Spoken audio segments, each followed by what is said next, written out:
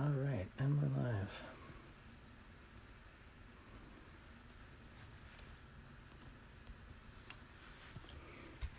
Give me a minute for everyone to get in here.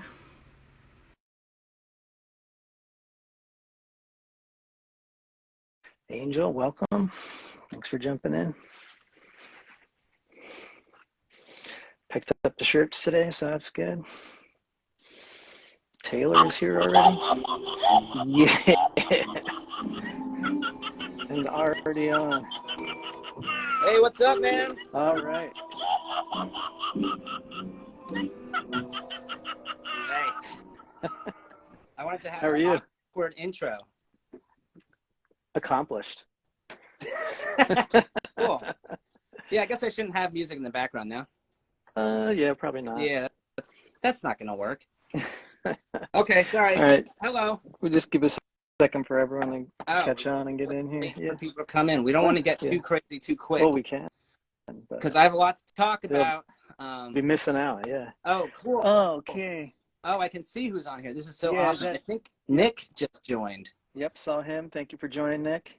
Nick, Jessica Jones, thank you for joining. Stillcraft in the house, thank you for joining. We're playing with them next week. Who else?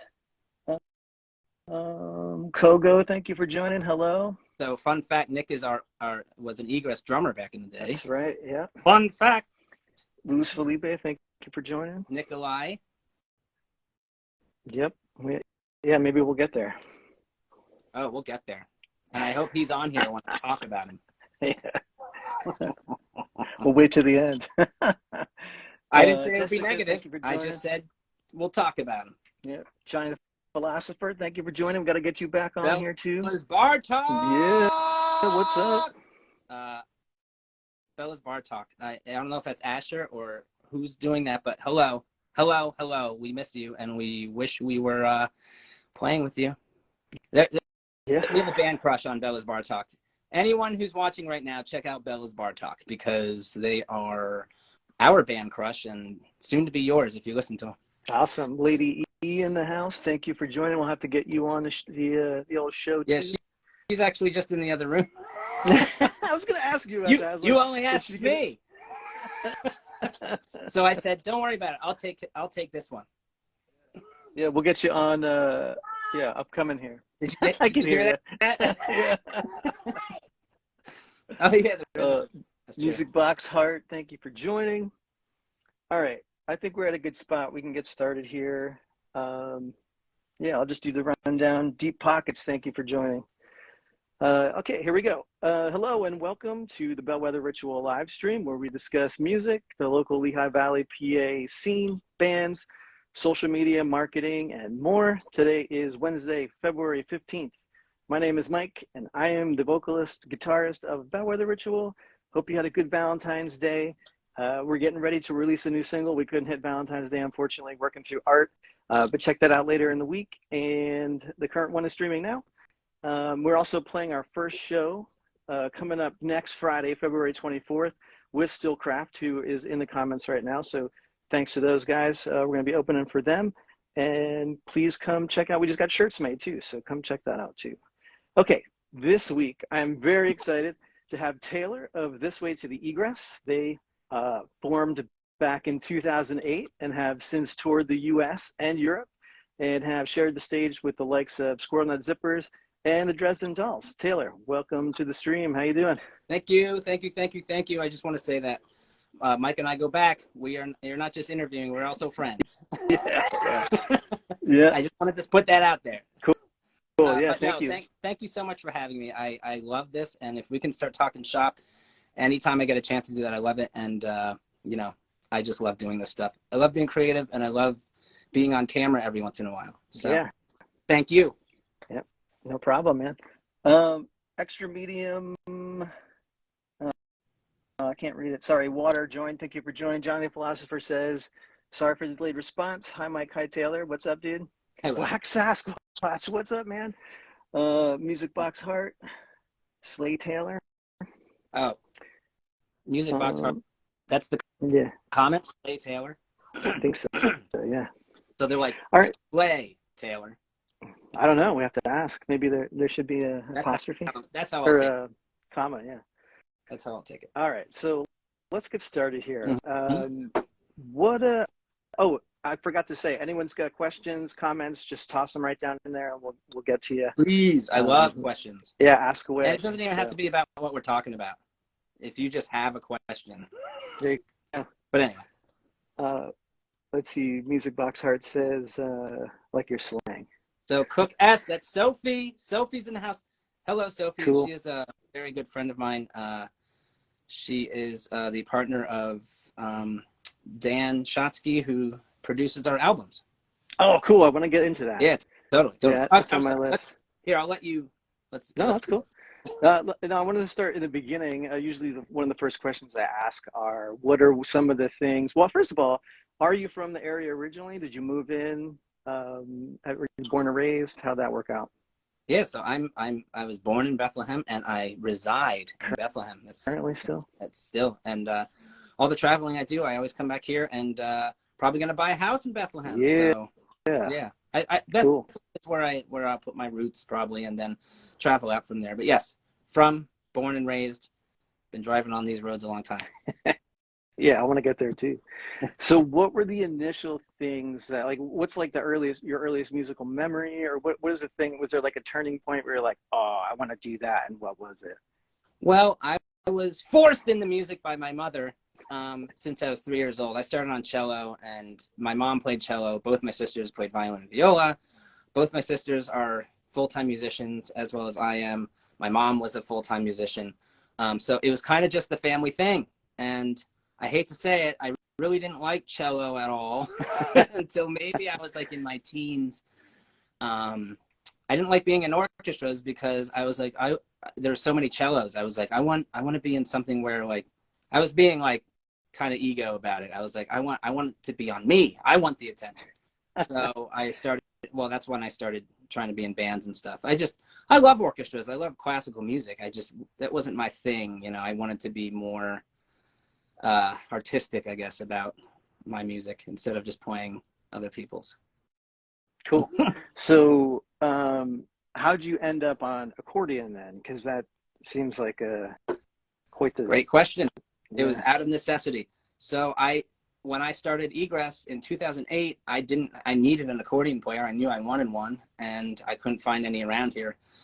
So I serendipitously was working. I was a bartender at Applebee's at that time, and my boss overheard me talking about wanting an accordion, and he said, I have an accordion, so I bought one from him.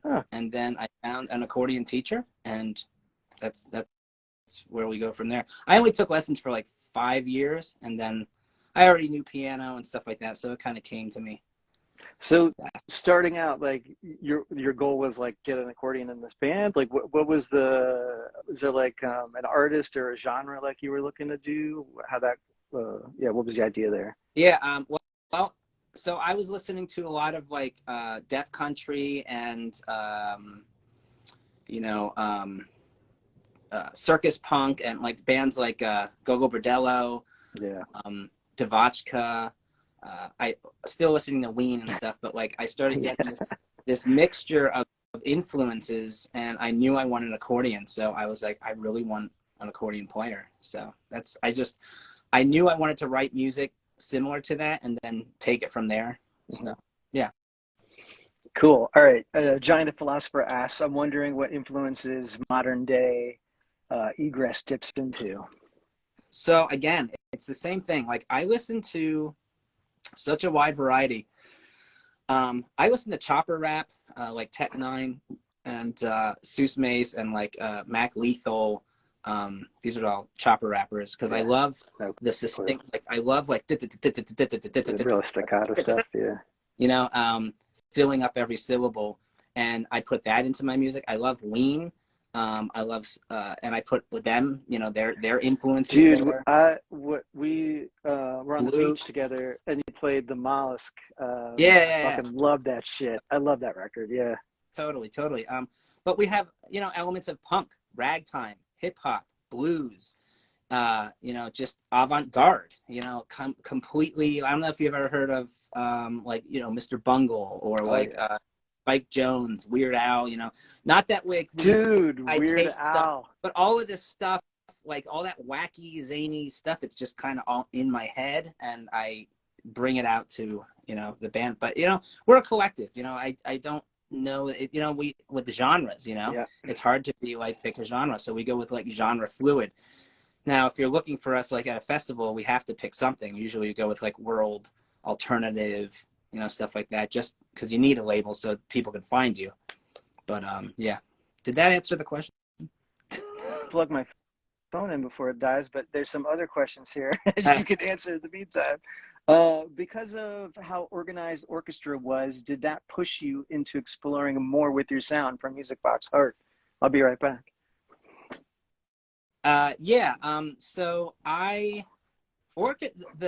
the influence that orchestra gave to me was great, because it really put me in the headspace for like working with others and understanding how to blend and understanding what it means to be one musician in many. And over time, I just wanted to kind of crystallize that and realize I wanted to start music. I wanted to start playing, and, you know, I had melodies in my head and all that stuff. So I just started going into the band mode. I hope that answered the question. All right. Oh, Mike's frozen. Sorry. I'm having technical difficulties. That's okay. Yes, that did. And you hit on a bunch of different things that are on my list. But yeah, let's keep going. Oh, he said, I'm sorry. So because of how organized orchestra was, did that push you into exploring more with your sound? You know, I didn't know what my sound was back then. I just knew I wanted to do more. I don't know how to explain it. It was a pull, it was a push. And luckily I had insanely supportive parents, because I literally said, I want to start recording music at one point. And they're like, okay, we'll get you some microphones and a computer and all this stuff. And I'm like, okay, I'd like to record. Okay, we'll build you a studio. You know, like, oh wow, yeah. They were like pretty much why I am what I am, you know, because they just were always supporting. Always. So support. Yep. It's the moral.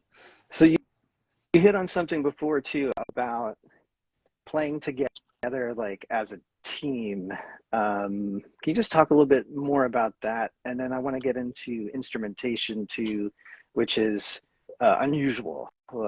You're on accordion, Sarah's on keys. I don't know, does she play violin at all anymore in the band, or? Yeah, here and there. She started on violin. She was playing violin, clarinet, keys, ukulele, not ukulele, mandolin,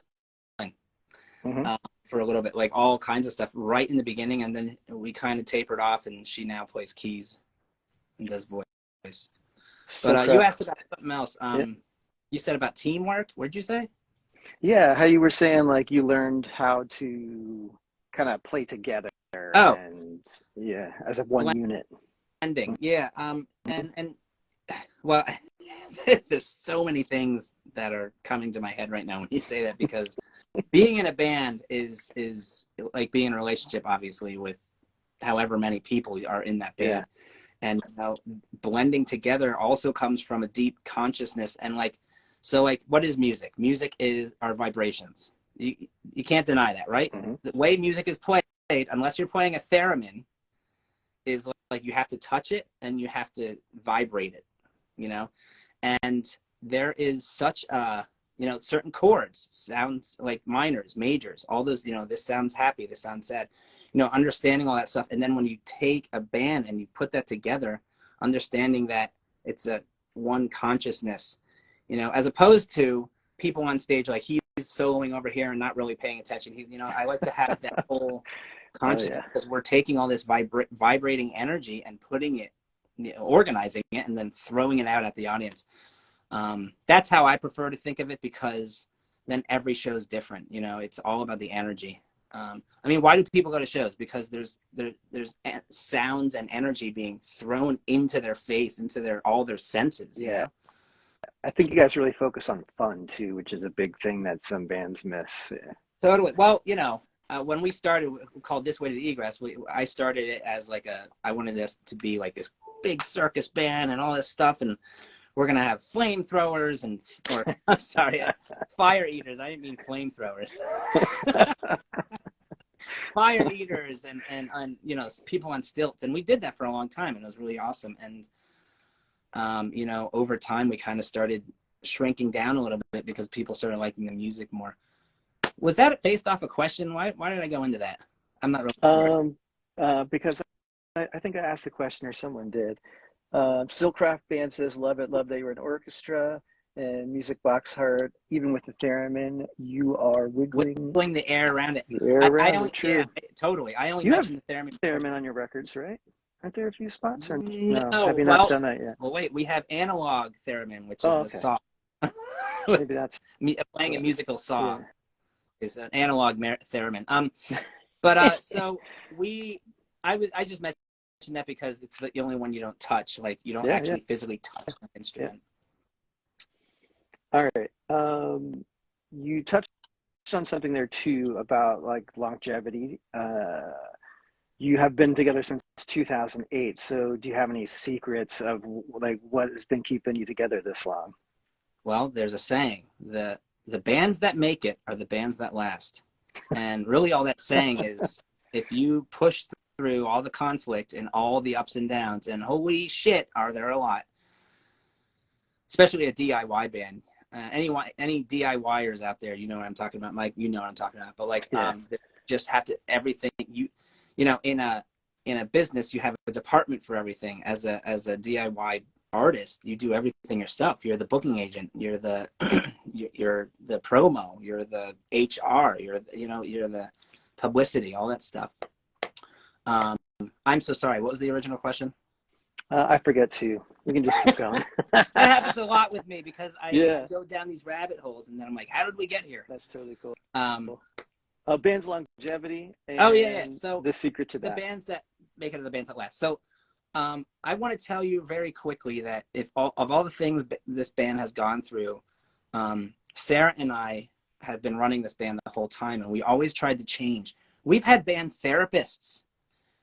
At one point we realized, wait a second, this isn't about what happens on stage. This is what happens off stage. We were like, because, you know, bands get into conflict and because we're all human beings and things are said, things are done, things are felt, and understanding the psychology of what it means to be in a band.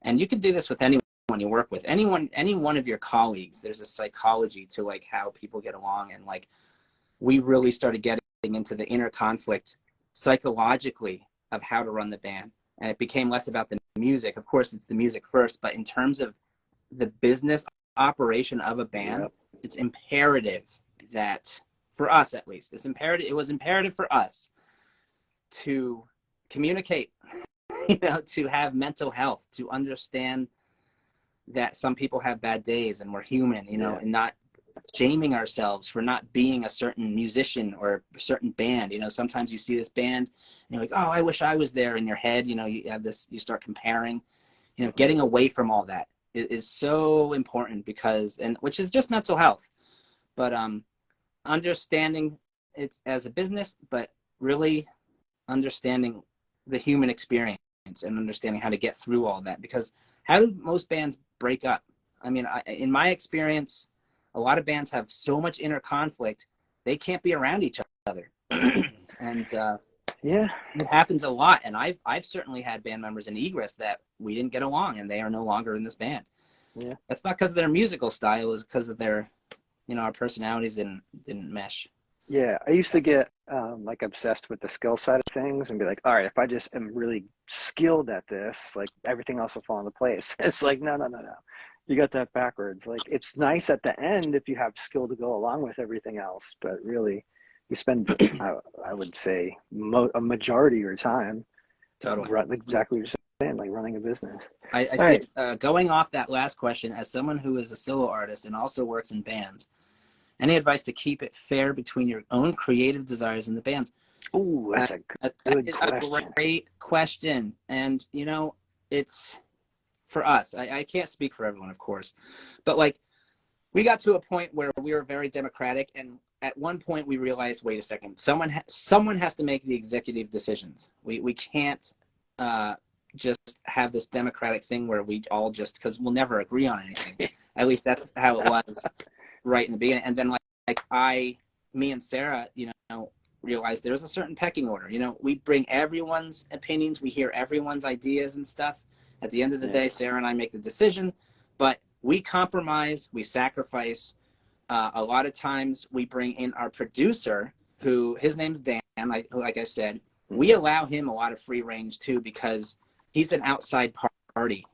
We're also emotionally invested. It's nice to have someone that's outside of it. It's almost like another musical therapist.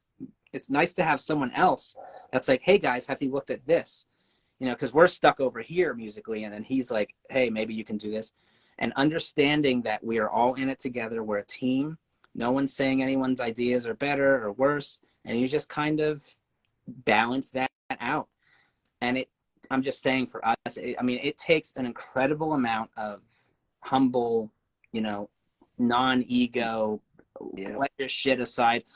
And the only other thing I'll say to that question is, if you really have things that you're trying to do that's so different from the other band members and stuff, maybe do your own thing. Because I've gone through that too, where I was like, okay, this is way off. I think I'm going to start my own little project here, because I just can't, that's okay too. I think bottom line is, everyone's human. We're all allowed to have our opinions and stuff. It's just, how are we communicating about what those visions are? And are we in agreement? And if it changes down the road, you have to bring that up. There's a lot of unsaid. It's like any relationship. So many relationships now are because of communication. They're not, getting along. And it's the same thing with bands. Sorry, I'll go on forever. I'll stop. No, I just want to say, Giant Philosopher, thank you for that question. That was awesome. I just want to jump in there too. Very similar. Like, we're lucky that we have 3 writers, and we are kind of in the same area, but there's definitely things outside that. And we just kind of keep those to like ourselves, or try to release like a solo record. I know you're releasing a solo record very soon. I know you're recording it now.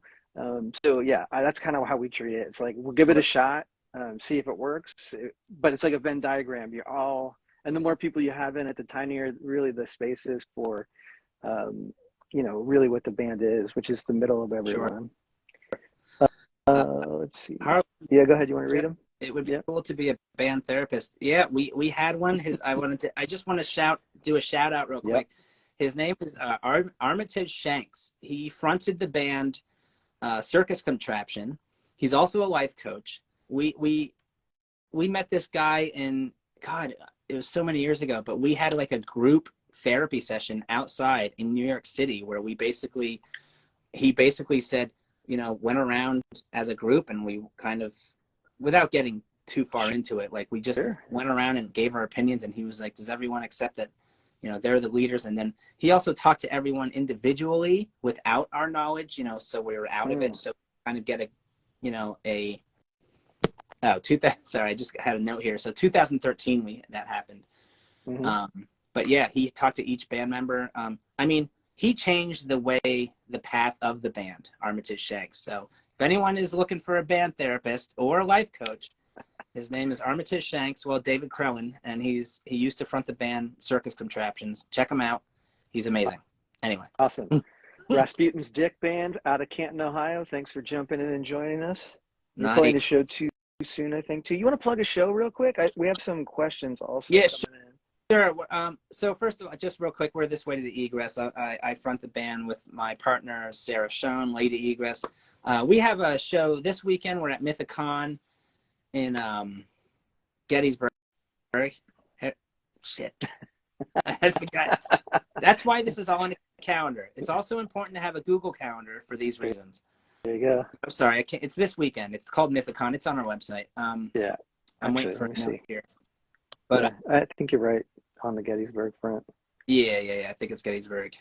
And then after that, so we're trying to get Music Fest, but we're playing at Bear Creek April 1st.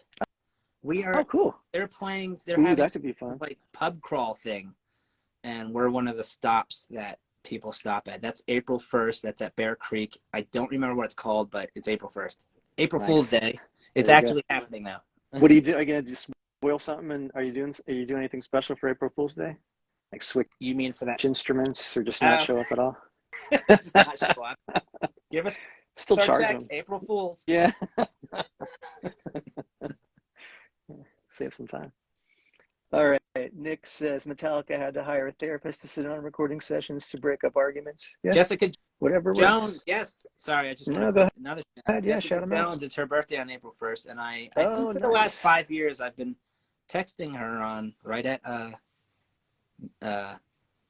midnight on April Fools. We are the April Fools. It's not a bad band name. Johnny Philosopher says thanks Cool. for that combo. So cool. Thank you. Foxheart says, do you have any plans for West Coast shows? We do. I can't say right now because it just happened and it just came up, but there's talks of a tour happening. I don't like to, I have this weird rituals where I don't like to let the cat out of the bag, even with band members. No problem. Totally. Yeah. Until it's confirmed. Don't do one of those that. people No. We're like, hey, we might be Talk about it after it's done, not totally. Before it happens. Yeah. Don't tell me, show me. Dropping gems there. Yeah. You want to read Black Sasquatch's question? Hold on. How do you handle last minute changes to songs in the studio from other band members? Well, you would have to ask them that because Sarah and I often are like, you know what? That's not working. Play this. So if I can get Jacqueline, John, or Dave here, you'd have to ask them that because, like I said, we do have a, the executive decision type of thing. Now I do want to say, for the particular band members that I have in my band, Jacqueline, John, and Joe used to be in the band. Mm-hmm. They have added. They are part of the Egress sound.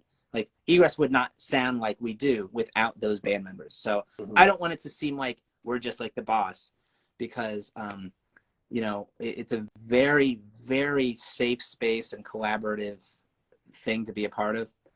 But we do, we are the ones that are like, okay, how about we try this? How about we try that? Sarah and I are always doing that. We're always like, why don't we try this? Hey, what would that sound like? Ooh, what if we do this? What if we move the mic here? What if we do that? We're always just trying to change shit up. When is there's a point though, like, I don't know.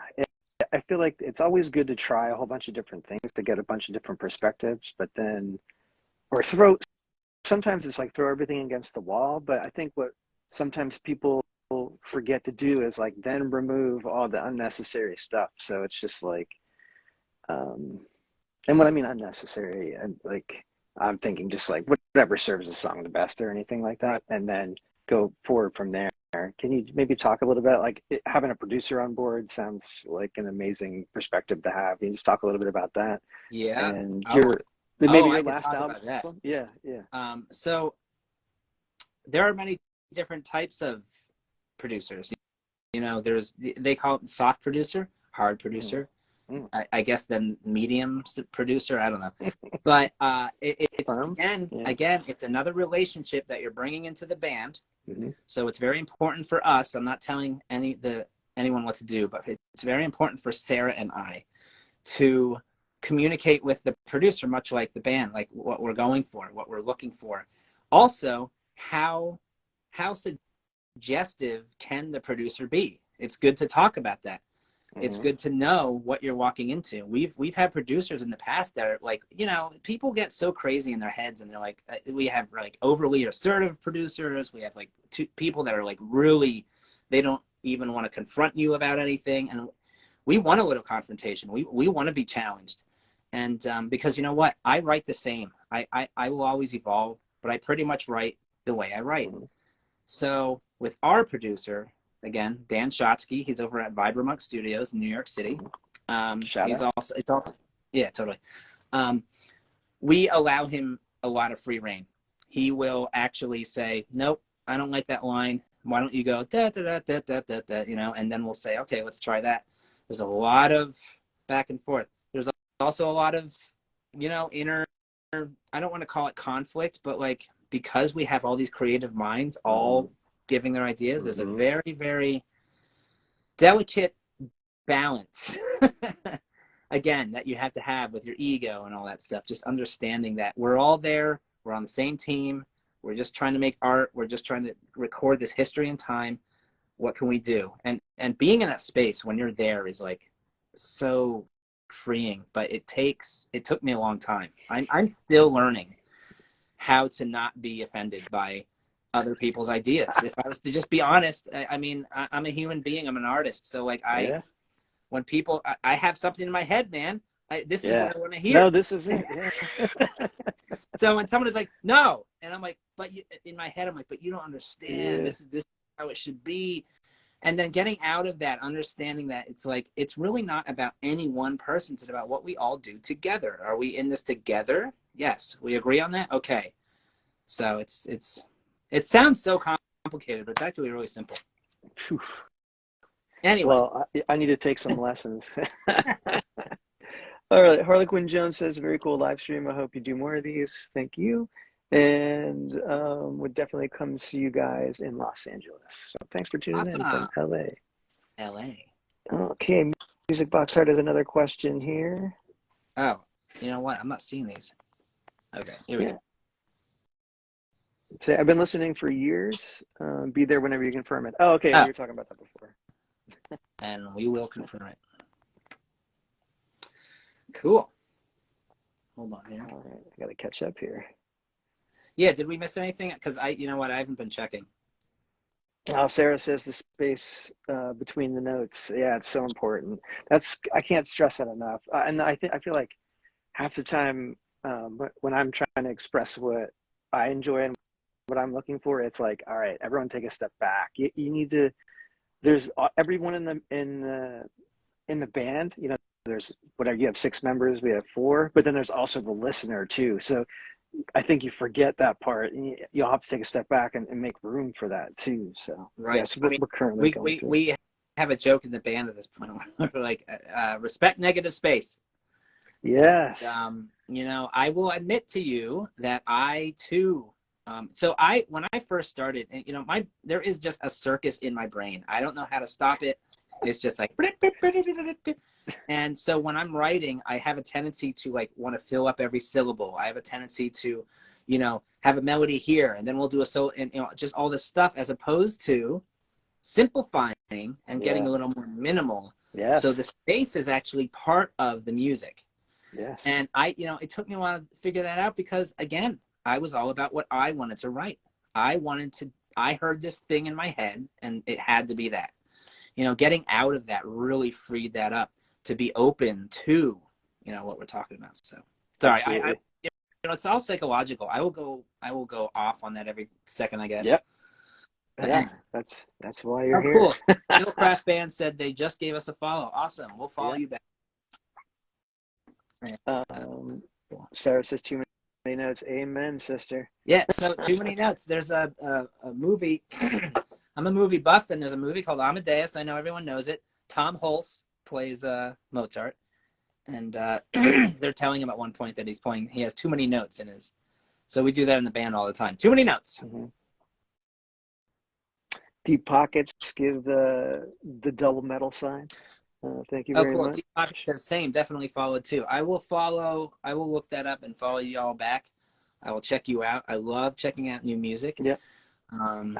Rasputin's Dick Band says, on the band therapy front, we always try to plan days that we can actually hang out and do things together. Go see such a big show at a group, putt, things like that. So that, again, this is touching on psychological stuff because guess what? Everyone needs time to play. You know, we need time to relax. We need time to sit back, enjoy each other's company. You are so on point with that because it is so important. I was very much a workaholic a lot of my life, very much like go. I've done, you know, ADHD, like everything, like, and as I'm getting older and understanding music more and evolving and maturing, I'm understanding that actually slowing down and being more present actually helps creativity. I used to think I just had to keep going. But as Rasputin's Dick Band says, seeing a movie, hanging with your friends, because your band is your family. You know, it's a pilgrimage. You're gonna remember that shit for the rest of your life if you're touring and stuff. So yeah, that's a great point, and that is exactly what I would be doing too. And if we go on tour again, like I talked about, we will be doing that. Yeah. Hurry up and wait is the mantra that stays with me the most. That's So that's Pekka Mecca. That's Nikolai. I call him Nikolai. He was our drummer. He was, I think, our fifth or sixth drummer. And he's A bit of absolutely right. Spinal Tap. Yes, yes. Did they all explode, or what was going on? Yeah, well, it wasn't a different one. Each person was a Oh, yeah, different. that's true. Yeah. You're But Hurry Up and Wait was huge. You know, that's anyone that's been in any kind of like theater or marching band or just any of those creative fields where there's a lot of production, there's always that hurry up and wait. And you know, most people know what that means, but it's like, okay, everyone hurry, hurry, hurry, get on stage, right, right. And then you're sitting there for 10, 15 minutes while sound does stuff and lighting and all this stuff. And then all of a sudden you're like, okay, hurry up and get, you know, it's just, that's how it goes. Oh, wait, so it says something else. It breaks down walls and allows us to really be ourselves and stay honest. You know, I wish I heard that from more bands. You know, I have seen a lot of great bands completely break up because the inner conflict couldn't be resolved. And nothing against them. That's fucking hard. You know, it's hard to get a group of people to all be able to look past their own bullshit, their own traumas, their own insecurities, their own egos. It's very hard. You just described marching band to a T. Totally. So I was in marching band all my life. I was forced into music. I loved it at that point, but like I was a drummer in marching band. I played bass drum for a while, snare, cymbals, and then I was a concert percussionist during when we weren't marching. But of course, I was at Liberty High School, and I also shout out. So was totally Liberty High School. I also played bagpipes. Oh, cool. Yeah, so you know, we did the whole field show at halftime. I mean, some of my best memories are like some of the crazy things that happened in band. I mean, what is that, American Pie, where they're talking about that stuff? I mean, I hate to say it, but I was like, oh, that's totally true, that stuff. Yeah, we're different, cut from a different cloth, that's for sure. Yeah. Did you go to London with the we band? did. Yeah, we cool. did. Yeah. In fact, funny story, really quickly. So that was my first girlfriend, and I was obsessed. I've always been obsessed, not anymore so much, but I was always obsessed with serial killers and like the history of torture and, you know, all that stuff. In England, as you know, is loved to do that. So they had a museum at one point called the Museum of Torture. And a bunch of us, we were supposed to go to this haggis. They were having this haggis ceremony. Yeah. And during that ceremony, I snuck out with my girlfriend at the time and a couple other, because we all ran to the Museum of Torture, went through it as fast as we could, and ran back to the haggis ceremony. And we made it. Oh. So cool. All right. Sorry. So let's to really be ourselves. You just described marching. Oh, that band was always amazing. Liberty High School, I guess they're talking about. Oh yeah, maybe. Yeah. We always, you know, we always got those awards for being the best band in the Valley. Yeah. What do they call it? The most. What? Most bearskin. Most bearskin? What they're called? Yeah. Those hats. Those crazy hats. Yeah. All right, so I want to change the subject a little bit here, only because this is a subject close to my heart. Because this is one of my first things that got me into music was my aunt got me a Def Leppard tape back in the day. But then also my sister got a bunch of Weird Al cassettes. And that was really what I was like, oh, this is awesome. It's hilarious. And it was just in time for like the grunge explosion to come in and so that kind of piqued my interest of music. And then that kind of just swept me away. So I know you're a fan of Weird Al as well. Can you just talk maybe a little bit about that, especially being an accordion player? Like, do you ever do like a Weird Al cover or anything like that? I've always wanted to cover it's his cover of, you know how he does these Weird Al polkas? Yeah. Where he does like all these different genres, and I always wanted to do one of those. I actually met Weird Al, and it was like the most awkward, horrible really? ever. Oh no. I wish I could just put the picture up. I have a picture from that day, and Weird Al does not look enthused. Anyway, what was the original question? How I got into all that stuff, like Weird Al? Like what was it about his music? I don't know. It was just so. It's important for me to tell you first that I had a grandfather who was an upright bassist. My mom's dad was an upright bassist. he was really wacky guy, very zany. And Yeah. I went into his car and he said, "Hey, Taylor." And I must have been 8 or 9. He said, "Hey, Taylor, why don't you listen to this?" And he played me a Spike Jones song. Now, these songs are from the 1940s. It was called Holiday for Strings, which is a classic, but they took it and like made it just insane. And it was one of the most landmarked times of my life because I was just like, oh my God. So I don't know if you know Spike Jones, but it's like bells, whistles, just craziness with all really straight up brass players, though. Very, very comedic. So Weird Al is actually also a very big fan of Spike Jones. And you can hear that influence in his polkas. But anyway, I heard some Weird Al because I forget how I heard it, but it was one of those polkas, and they said something about Spike Jones, and I was like, oh, I want to hear this guy. And I heard one of his polkas, and I was like, oh, this sounds like Spike Jones, kind of. And then I just started. And once I realized who Weird Al was, and it's important to say it's not just the parodies, but that guy is like insanely prolific. He's writing books. He's really, really insanely intelligent. He does a ton of originals. I often get flack for liking Weird Al, but really from people, but yeah, because he does covers. He's like he steals music, but okay. I like there's the big ones, but I like the deeper cuts and stuff like that. He's also vegan. He's a vegan man. Okay, cool. So Cool. Dare to be Stupid, yeah. I love Dare to be Stupid. Me too, yeah.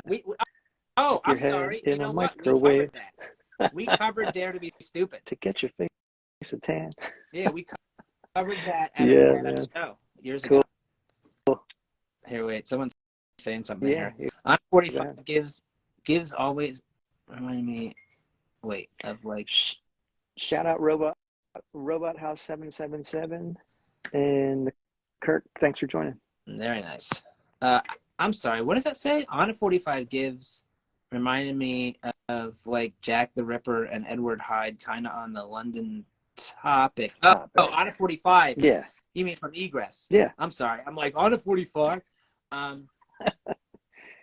Yeah, it's funny you say on 45 because what really gets me into Jack the Ripper is our song called Saint, which is the last.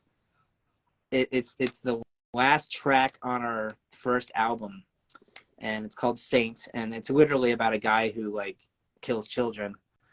But I actually wrote that for a musical that was never made, and then we just put it on the album. That's cool.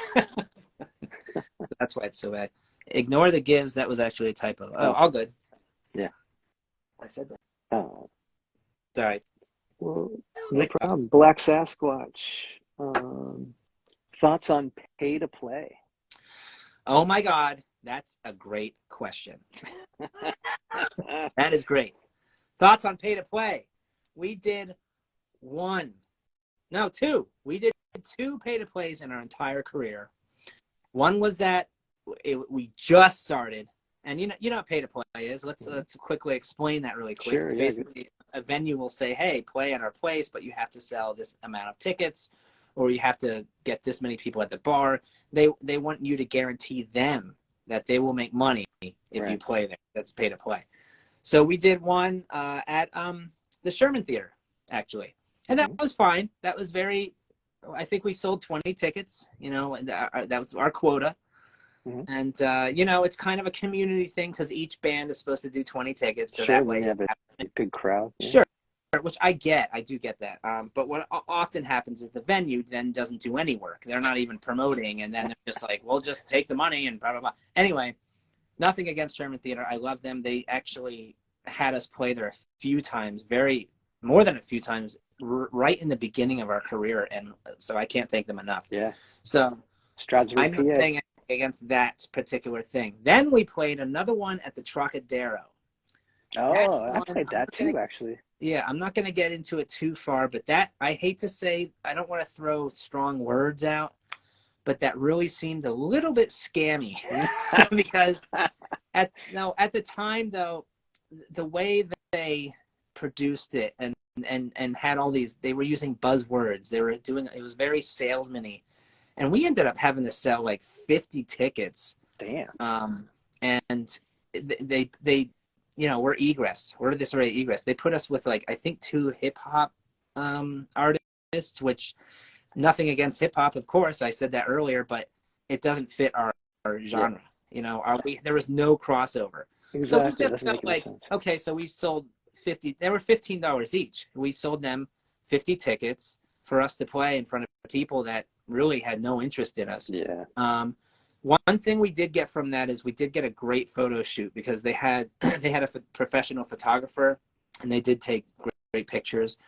But I don't have anything against pay to play, but I certainly wouldn't do it again. Good question. Is my No answer. Black Sasquatch. Yeah, Yes, thank you. That got my emotions going. Let's see here. Yeah. I love Saint. I love the end especially. Well, I tried to get that played on the radio for a while, and I was getting emails back saying, we don't like to play things where people are killing children. Thank you. This was in 2011. So things have changed. Yeah. But anyway, sorry, go ahead. No, cool. What other, like, when you're writing a lyrics, let's say, do you listen to music first and see if it inspires some idea in your mind about something? Or, I don't know, you just have a list of topics that you want to cover and you just put 2 and 2 together? So it's a good question. It's many of both. So I listen to music all the time. In fact, I volunteer at WDIY. I do. Oh, yeah. That's right. Shout out to them. I DJ there. That's the best. But anyway, so I'm listening to music all the time, and of course I get influence. And sometimes I have a piano. You can't see it, but I have a piano right here on my left here, and I'll often run in there like, oh, I have a melody. Let's go get that. And other times I'll hear a song, and I'll say, ooh, that influences me to write this type of riff. So yeah, it's really those are the main things. But I have a ton of voice memos, so I'm constantly. Yeah. I don't know if anyone likes The Office, but Michael Scott is always like, he's like, commercial idea. I run into the tunnel and then that's me with music. I'm like, and then like I'm at my piano, and sometimes I'm in my car and I'm hitting the dashboard and I'm singing, and then I'll go home and listen to that and remember what that means. Yeah. So yeah. Cool. Yeah. Damn, I was gonna follow that up with something else and now I can't remember what the hell it was. Lyrics. Oh yeah. Shit, You did ask about.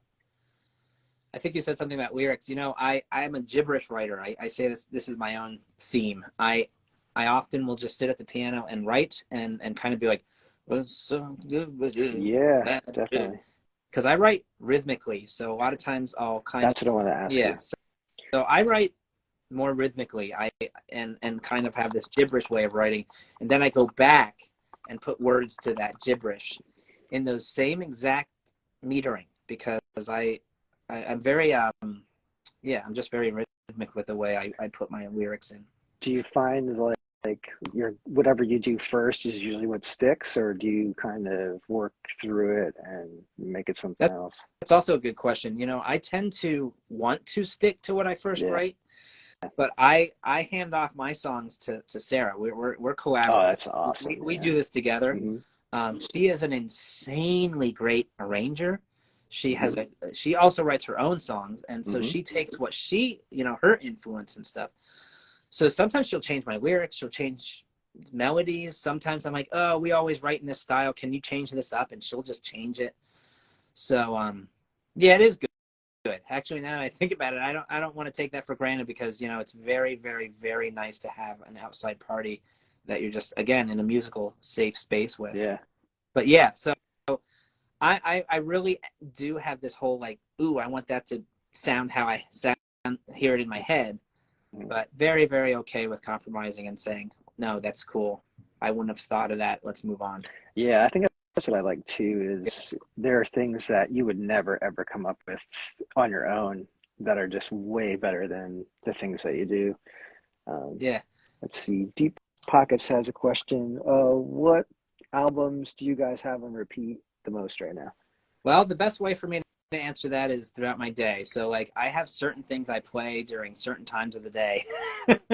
So when we're like when I'm getting up, making breakfast, getting coffee going, I'll put on Django Reinhardt, just random, because that's great background music. I love listening to Bloody Roots by Sepultura when I'm washing dishes.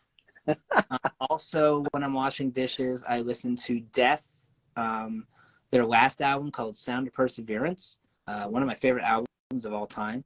That's Cool. it gets me going. You know, that's pure death metal, but like, you know, he's the grandfather of death metal. Chuck Schuldiner is, that is. R.I.P. Yeah. But yeah, and right now in terms like Devotchka, Squirrel Nut Zippers, I still listen to Squirrel Nut Zippers. I love the Violent Femmes. I love Ween. See, when I'm listening to trying to find new music, I usually just go on like what sounds like, you know, be it iTunes or whatever. I usually will find like sounds like this band that I'm already listening to. Also, I listen to a lot of hip hop, a lot of chopper rap. So like Mac Lethal, Tech Nine, Pharaoh the Earthworm, R.A. Rugged Man. So I mean, these are the fastest rappers I've ever heard in my life, and it's just I went to a chopper rap show, and the whole time I was like, where? Philly? Actually, at the Sherman Theater. Oh, no shit. Yeah, it was amazing. I was blown away because at one point, you know, they have backing tracks, but Tech Nine, the guy who fronted the band, he comes out and he's like, all right, we're gonna do a cappella, and they do like 5 straight minutes of their songs, but a cappella. Yeah. They're taking breaths. There's no. I was blown away. Cool. This is interesting to hear the songwriting process. I love from England. Rebecca May, I know you. I know who you are. So we played in London. Shout out Rebecca May. I think it was. I forget which one it was, but she came to our show and she has followed us on Instagram. We've connected that way. So hello. Awesome. From USA. Thanks for checking in. Yeah. Cool. Why don't you? Well, we'll do that in a minute. Here, let's see. Oh crap! It's 8:52. Yeah. See what I mean? You're correct about that. All right. Let's see what else I have for you here. Can you just talk a little bit about Retrospectiva and maybe just plug that a little bit and talk about the recording process, and if you have anything, are you currently in the works with some new things? Yeah, so well, right off the thing, the newest thing we have right now is we're probably this fall we're going to be releasing a vinyl split with our first record label called Say 10 Records. That's SAY-10. Other great artists on this. Actually, they put out Green Jelly originally. Yeah. They also Will Wood, Sarah local now, aren't they? Schaefer James. You know this. So we did 5 original songs, and then there's another band called American Dream Survivors that are doing another 5 songs, and we both put our 5 songs on the each side of the vinyl, and then we just sell that through the record label. We're really excited. These songs are a little bit different than what we put out usually. We're a lot more. I don't want to say we're more minimal. I don't know if that's the right word, but we definitely are arranging more, so it's not like, you know. Yeah. But we're really excited about that. It's probably in the fall. And then, you know, the album you asked about, Retrospectiva, we actually released that in 2020, I think October 30th, 2020. Obviously, we did that during the pandemic, so we never got to tour that. And again, without giving away too much, we might have a tour coming up where we will finally be able to tour that. And the recording process was very similar to what I said. That was with the same guy, Dan Shotsky. He was very involved. He made some of those melodies. He literally hummed some of the melodies that are on that album and transformed those songs. So I feel like it's our best piece. It's really who we are. Me too. But we are writing more, and honestly, I don't know. I'm 42 years old, and I feel like my creativity has just started. It's like it's coming out of me in droves. Did you play sports at all growing up? I was athletic. I was into martial arts. Oh, cool. Yeah, so you definitely did, yeah. Yeah, but not too much into sports and wasn't too good at it. Yeah, I guess what I mean is like that's something that you do eventually grow out of, but I feel like the creative side of things you can just do till you drop if you're lucky enough, you know. That's true. And, that's a good point because I was very privileged when I grew up. I mean, I didn't know anything but music because of the way I was raised. Mm-hmm. Music was just part of my life, and I had a pretty misspent youth. I've got into drugs. I got into all kinds of trouble. But the one thing that remained was always music. Always. It was Mm-hmm. always there. So, I mean, I've been to jail and I had music there. I've been to rehab and I had music there. It Mm-hmm. followed me. It kept me going. So, anyway, sorry. Awesome. No, that's great. If anyone has any other questions, throw down in there Oh, shit. now. Yeah, we got 4 minutes. Yeah, we'll get to wrapping up Hold on. then So too, I it was guess. London. I can't remember the venue name, but we drove across the country to make it for the gig. Yes, I remember that. And then we hung out a little bit after that show in London. That's so cool that you're here talking now. Yeah, But yeah. But yeah, really quickly, if I could just wrap up with absolutely. some plugs. Yeah. I just want everyone to know that we are This Way to the Egress. It's thiswaytoegress.com. We've got a vinyl split coming out probably in the fall. We have shows coming up this weekend. Go to our website, again, www.thiswaytotheegress.com. And that has all of our info. We're on YouTube. We are not on Twitter. We deleted our Twitter account. Recently? Is that recently? We were like, fuck it. And as soon as Elon Musk, I was like, you know what? I'm done. We don't even use our Twitter. So we stopped. Yeah, I didn't really do it either. Serge Bobo says I'm late. Well, welcome anyway. That's okay. Can they watch this or that's it? Yeah, you can play it back. Yeah. Oh, cool. Yeah. It's a little hard to share the link out. It's kind of a downside, but I'll talk you through that one too. Oh, thank you for the follow, Black Sasquatch. I will follow you back. This Music Box Heart said one of the best bands in the whole world. Who? Did I talk about a band? I'm sorry, I forget.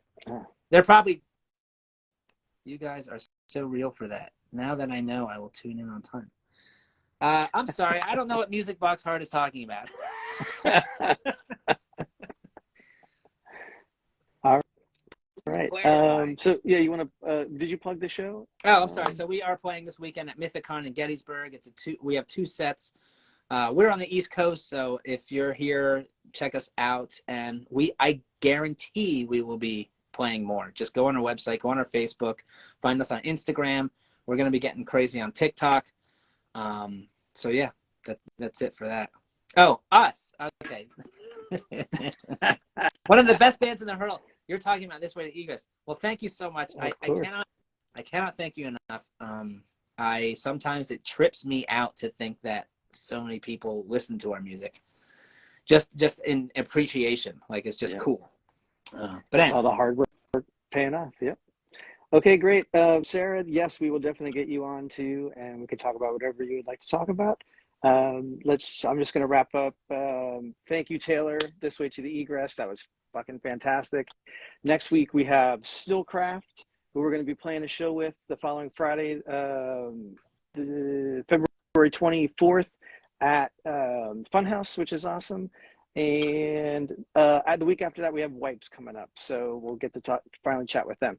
So Taylor, once again, thank you all. Thank you all for jumping in the chat and being such an awesome group of people asking questions the entire time. We really appreciate it. And we'll do this again sometime soon. Yeah, really quick. Are we going right now? What's up?